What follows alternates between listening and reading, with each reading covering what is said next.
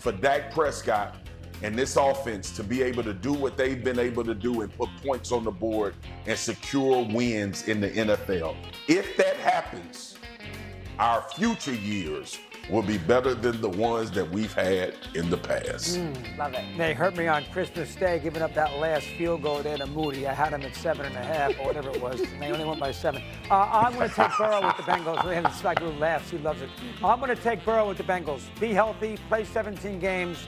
Don't say anything cryptic about, I want football to be fun, and then everybody thinks you're going to leave Cincinnati. I think Burrow's great. We need to see him play a 17-game schedule with those two great receivers. A good New Year's Eve revolution deal for the Cincinnati. I'm going to talk about the team in the nation's capital. What a nightmare 2025 was for the Washington Commanders. The NFL schedule makers crowned them as contenders and gave them 8 standalone games on television. But there was no other games on the tube. They went 0-8 in those 8 standalone games. Jaden Daniels' health obviously was an issue. And it was just like yesterday, we saw Josh Harris and Josh Myers, and they're standing on the side, Bob Myers, and they're standing on the sideline, yucking it up in the AFC Championship game. One of the worst teams in football. Hopefully different things in 2026. Very good. I love all these. I'm going to give a quick one. Sorry to our producers. I didn't tell them ahead of time. I live in the New York area now. New York teams, can you be better? Please. The Jets, they're so hard to watch. Like on my television, this is what I get every week. The Giants, like so much promise with Jackson Dart. We're firing Brian Dable early. Who knows who they're going to have as head coach? It's a tough watch.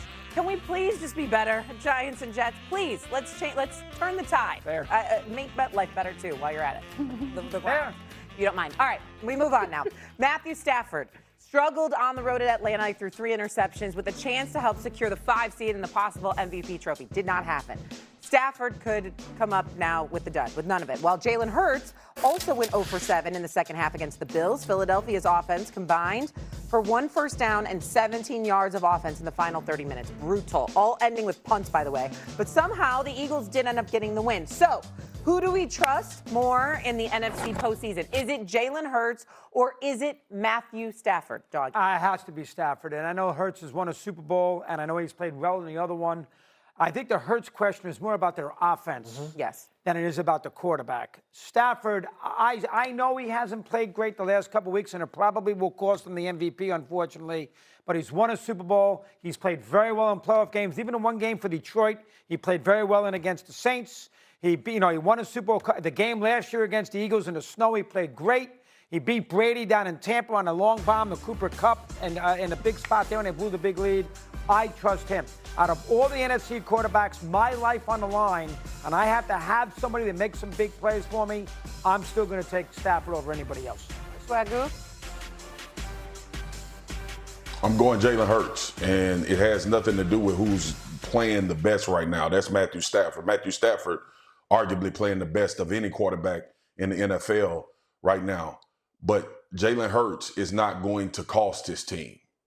And that is sometimes to his detriment because we don't have the conversation about him being one of the better quarterbacks because there are not the gaudy statistics. It's not the numbers that a lot of these guys put up. But ball security, taking care of the football, understanding what's needed to win games in particular situations, Jalen Hurts has done a phenomenal job of that. And to your point, Mad Dog, in the Super Bowls, he needed to throw for those amount of yards. The Kansas City Chiefs last year made it a point that they were not going to let Saquon Barkley dominate that game offensively, and Jalen Hurts stepped up in that moment.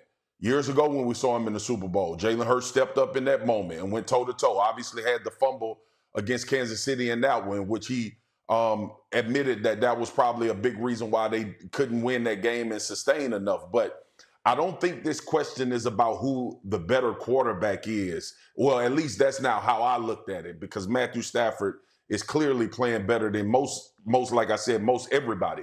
But Jalen Hurts in those moments, if he needs to go 9 for 10 for 140 yards and rush a couple times to convert some third downs, he consistently does that at a level. And yes, I am worried about the offense.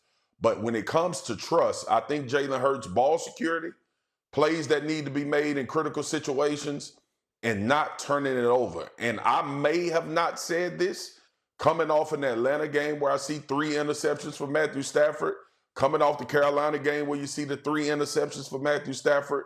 Turnovers bother me. And Jalen Hurts seems to have ball security first in mind when he's in the playoffs, which I think does a lot for them winning as opposed to trying to go out and be a gaudy statistic garner. It's a good point. It's a good point. But the Eagles have had multiple quarters this season with negative yards. Not that it's Jalen Hurts' fault. It's just been an issue. It's a good debate, and I think we're going to do it again next week. I think there's a very good chance that we see these two quarterbacks in the wild card round, and that the Eagles are the 3 seed and the Rams are the 6 seed, and we could roll this whole entire argument back again. But to Swagu's point, it's not one-on-one. This isn't the NBA. This isn't street yard basketball where we're all of a sudden talking about who can do what. It is a team effort versus a team effort. And the last 3 times these two teams played, Jalen Hurts has gotten the best of Matthew Stafford. And you can say, well, no. Saquon ran for 250 yards against the Rams on that Sunday night game. Okay, but you're talking wins and losses. The Eagles have had the Rams number. That said, Stafford's been electric this season, and this has not been Jalen Hurts' best year. I think the numbers are actually interesting. Kimberly Morton on Get Up said this. Every time that Jalen Hurts throws for more than 200 yards, they lose. They lose. That's a weird stat. There's some strange stats out there. So this isn't going to come down to a one-on-one matchup. Stafford's been amazing this season. Hurts has not been amazing this season.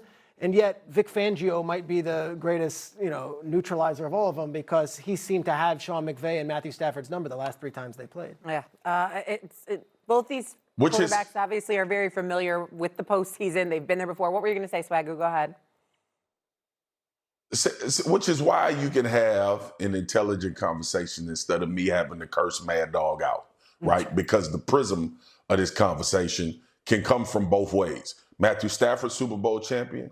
Jalen Hurts, Super Bowl champion. Jalen Hurts has been to 2 Super Bowls. It's how you look at it. And when that word trust specifically came up for me, this is the part where I get to Jalen Hurts and thinking about his playoff runs, and you can't point to a single moment where he's cost his team games outside of the fumble that I brought up. And I think they still had an opportunity to win that game had it not been for a pass interference call that everybody argued about in that Super Bowl a few years ago. Call. Yeah, so again, like I've seen him be able to raise the level to that 300-plus passer if you need him to be in those situations.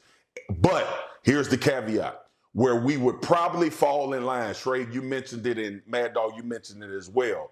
This offense has struggled mightily. And they did not do that in those years in which they won Super Bowls and had those opportunities. Because in my mind as well is the piss poor performance they had in Tampa in the playoffs when we saw things burning down from an offensive standpoint. But right now, the trust in the individual is that I don't think Jalen Hurts would cost it. Matthew Stafford has high volume passing. He's going to try to make those throws because his arm talent is unbelievable. And sometimes it doesn't work out for him. You would think that it will. You would think that he would be more cautious from the standpoint of where he's placing the football and moving the ball down the field. But Matthew Stafford is a gunslinger. Jalen Hurts thinks ball security first. I would tell you this, that both of these teams are going to go into the playoffs thinking that they can make a run, which I think is so unique about a wild card round game if they play. McVay will have his guys believing, hey, this is just the first of 4 games. Let's go take care of business today. And then the Eagles, of course, they walk into their home building where they rarely lose in the playoffs, especially under Sirianni. They don't.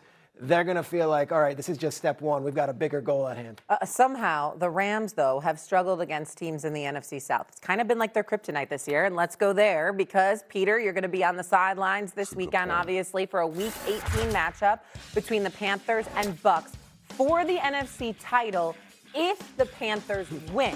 Okay, it's a little bit confusing because it's not whoever wins makes the playoffs.